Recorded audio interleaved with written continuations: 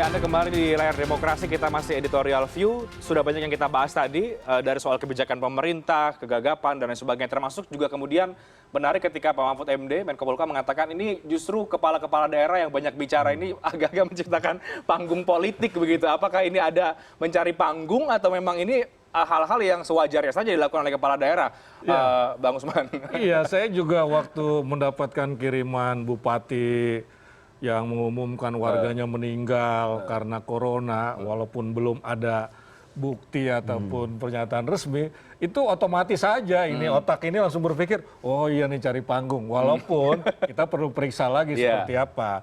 Tetapi saya kira kalau kasus DKI misalnya, ada juga yang sampai menuduh Anies itu gubernur rasa seolah presiden. Tapi sebetulnya apa yang dilakukan Mas Anies misalnya, itu call centernya itu banyak yang menghubungi. Kami baru saja memberitakan soal itu, artinya rakyat itu memang membutuhkan informasi pada dasarnya begitu. Dan apa yang dilakukan kepala daerah kalau sebatas itu, saya kira itu bukan panggung politik. Ya, tapi memang salah juga kalau Mas Anies bilang Jakarta genting misalnya begitu, tapi menjual masker dengan harga ratusan ribu ini juga kan salah begitu. Tapi kalau dalam konteks memfasilitasi, saya kira itu bisa kita rem lah pernyataan bahwa ini untuk panggung politik begitu. Jadi proporsional saja begitu.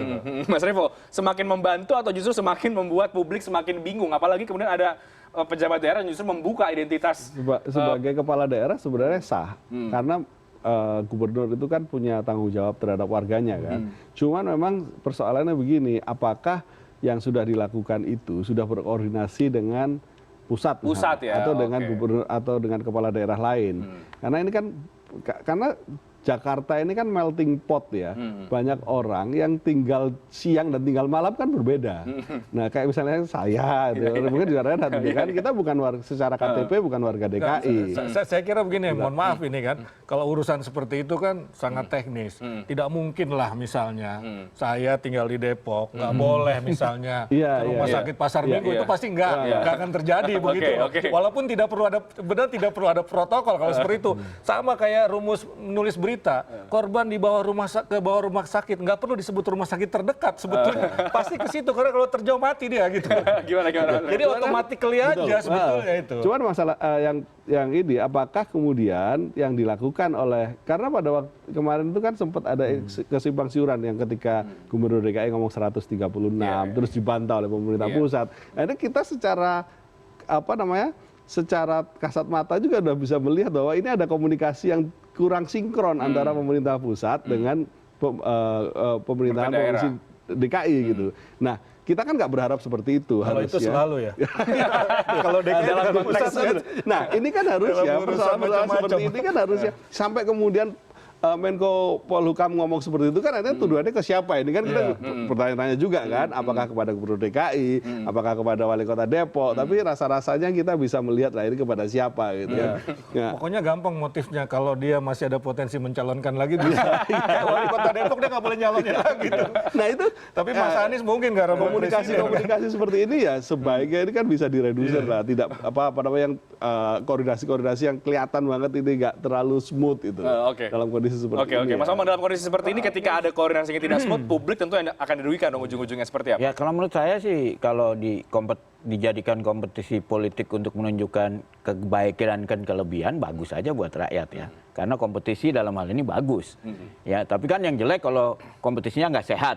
Lalu apalagi nggak ngerti, nggak tahu protokol, terus tampil ke panggung gitu. Ya, sehingga terjadi masalah-masalah etika dan sebagainya.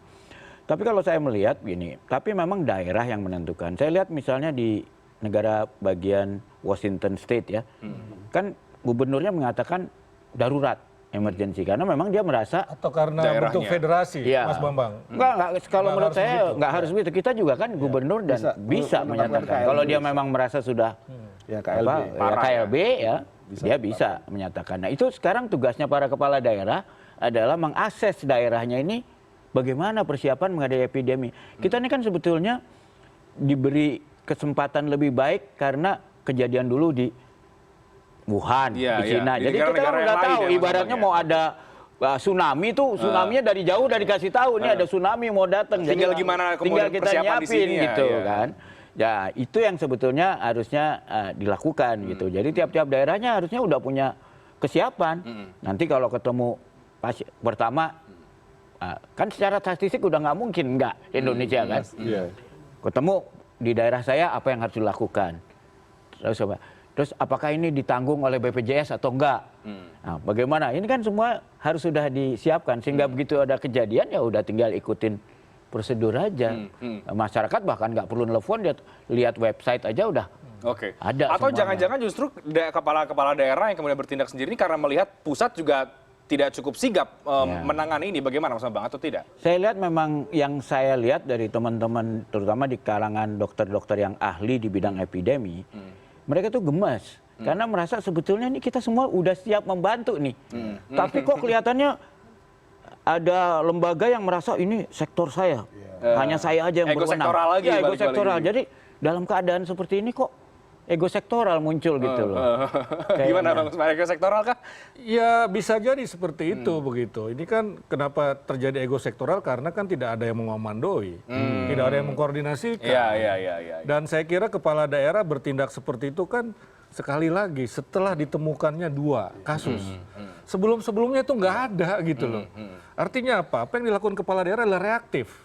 Reaktif juga begitu. Bukan antisipatif ya. Bukan antisipatif sebetulnya. Ya kalau mau dibilang cari panggung, ya ada benarnya tidak sepenuhnya benar juga begitu. Ada arah-arah ke sana juga mungkin Mas Bambang. bisa jadi seperti itu. Enggak, saya pikir ya salah satu contoh yang baik saya lihat adalah Ibu Risma di Surabaya. Dia diam-diam sudah daerahnya sudah beli masker sejak Januari gitu loh. Sehingga tidak menimbulkan gejolak di pasar, tapi stok udah ada. Menimbun, kan gitu. Ada juga yang memberitakan dia menimbun begitu. Gimana Mas Reba? Ya ini lagi-lagi ya itulah apa namanya, kita sebenarnya kan ini case beberapa kali lah ya. Dan tadi dikatakan Mas Bambang, kita sudah pernah kena H5N1, ada SARS. Sebenarnya kan protokolnya harusnya sudah ada. Dan kalau kita berkaca pada WHO, ada protokolnya. Daerah harus melakukan seperti apa gitu. Nah lagi-lagi memang catatan pentingnya itu diantisipasi. Jadi jangan sampai kemudian yang muncul adalah reaksi. Gitu kan. Antisipasinya. Jadi beberapa, saya nggak tahu ya, mungkin secara statistik dari 34 provinsi, mana provinsi yang paling siap, kayaknya kita belum ada yang bisa ini deh. Ya, jadi semuanya masih pada melihat masih tergagap-gagap lagi-lagi. Gitu. Memang dari sisi undang-undang, itu saya sempat dihubungi seorang dokter, yang kita undang-undang kesehatan kita itu belum mengakomodasi secara sempurna antisipasi tentang wabah. Wabah ya, oke. Iya, ada memang satu pasal. Kepresnya udah ada loh. Iya, itu dia. Makanya kan ini katanya sudah ada draft ya draft sejak tahun 2016 begitu. Tapi memang belum dibahas barangkali karena dianggap tidak terlalu gampang lah wabah itu belum muncul gitu barangkali ya. Nah ini juga jadi persoalan bagi kita sehingga kita punya dasar hukum kan. Tapi kan lama kalau nunggu itu.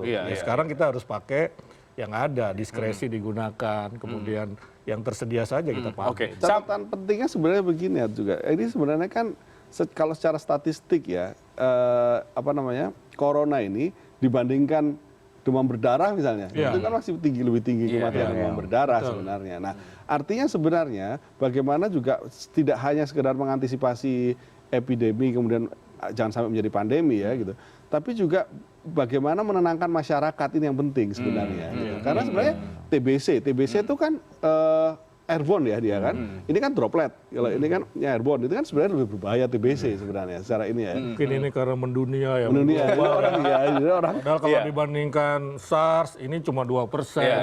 Dan mungkin sejak awal kita dimanjakan dengan narasi bahwa masih belum ada kasus, belum ada diklaim bebas, tapi kemudian tiba-tiba diumumkan langsung mendadak ada 2 gitu. Sama gimana pandangan Anda? Iya, kalau menurut saya ini kan sebetulnya kalau fatalitasnya ini seperti tadi disebut bahkan dengan demam berdarah di bawah ya. Tetapi ini kan masalahnya tuh banyak unknown-nya.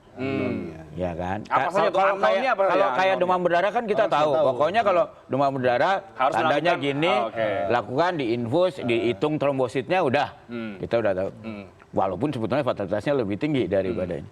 Tapi ini kan banyak unknown-nya, belum tahu ini binatang apa atau virus ini virus apa ya. Dan kelihatannya nyebarnya itu juga kok bisa cepat gitu ya. dan bisa segera mendunia gitu. Sampai membuat Ya. satu kota di lockdown. Ya, lockdown. Kita lihat Milan itu kan sampai seperti itu. Ya, tapi di lain pihak kita lihat tiap daerah juga beda-beda. Saya baru lihat di Korea Selatan itu ada satu kota yang wali kotanya bilang menyediakan fasilitas tes yang drive-in. Jadi dalam 1-2 hari itu udah 150.000 orang. Langsung tes gitu loh. Nah, di kita ini pengumuman untuk tes di mana, harganya berapa, itu aja nggak ada keseragaman. Boro-boro yang drive-in itu, kita cuma terima dari WhatsApp aja, katanya ada di sini, katanya ada. Tapi informasi resmi, bagaimana kebijakan pemerintah tentang tes ini gitu. Jangan-jangan apakah reagennya cukup, ya kan? Nah ini kan seperti belum ada persiapan gitu loh. Ya. Terus malahan wakil presiden mengeluarkan pernyataan mau keluarkan sertifikat bebas corona itu. Aduh, itu kan mengacaukan lagi. Apa ini sertifikat bebas corona? Wong kita juga belum tahu ngetes. Bentuk ketidaksiapan antisipasi itu bisa dilihat bagaimana kemudian harga masker tiba-tiba melonjak. Jadi gini, kalau harga masker itu ya begini ya menurut saya ya, itu memang karena edukasi yang belum bagus dari Kemenkes, katakanlah seperti itu. Sehingga begitu dia lihat di TV orang pakai masker. Maka dia beli masker. Kemudian terjadi hukum penawaran dan permintaan. Ya kan, hukum penawaran permintaan. Jadi akhirnya para penimbun, orang yang punya motif ekonomi buruk itu ya kemudian menaikkan harga karena memang permintaannya itu tinggi begitu loh. Kalau dari awal atau memang diedukasi tapi kitanya yang tidak aware bahwa sebetulnya masker itu tidak terlalu berguna buat orang yang sehat, itu buat orang yang sakit dan seterusnya, saya kira ceritanya akan berbeda begitu, ya kan? Karena saya sendiri juga waktu ke apotek kemarin agak marah sama mbaknya yang jaga, mbak sehat nggak? Saya bilang gitu kan. Iya Pak, untuk antisipasi saya sehat. Loh kalau antisipasi Anda minum vitamin ini, saya beli vitamin, saya bilang begitu kan. Misalnya sampai seorang tenaga kesehatan kan, dia pasti farmasi kan begitu. Itu aja sampai begitu gitu. Artinya apa? Mungkin edukasinya belum cukup atau edukasinya sudah ada, tapi orang nggak yakin. Kan kita kan sifatnya lebih bagus kita antisipasi, toh nggak ada ruginya kita pakai masker. Tapi kan sebetulnya merugikan juga, kenapa? Karena harganya jadi naik begitu. Karena yang tidak butuh dia membeli. Dan itu bahkan sampai hari ini belum bisa tertangani ya, karena harga masker juga makin mahal dan masih susah untuk dicari. Dan malah bisa menimbulkan bahaya. Dia merasa masker udah aman. Betul. Padahal ternyata tangannya itu yang lebih berbahaya. Daripada. Nah, kita bicara soal edukasi, kemudian muncul lagi problematika lain dari kasus corona adalah berita hoax yang kemudian muncul dan ini membuat publik juga semakin resah. Ini apa? Ini sinyal apa sebetulnya sampai kemudian corona pun dijadikan berita hoax? Apakah ini untuk menciptakan public distrust kah kepada pemerintah atau seperti apa? Termasuk juga soal panja corona yang rencananya akan dibentuk oleh DPR. Kita bahas nanti. Bapak-bapak sekalian, kami akan segera kembali usaha jeda berikut ini. Tetap di layar demokrasi.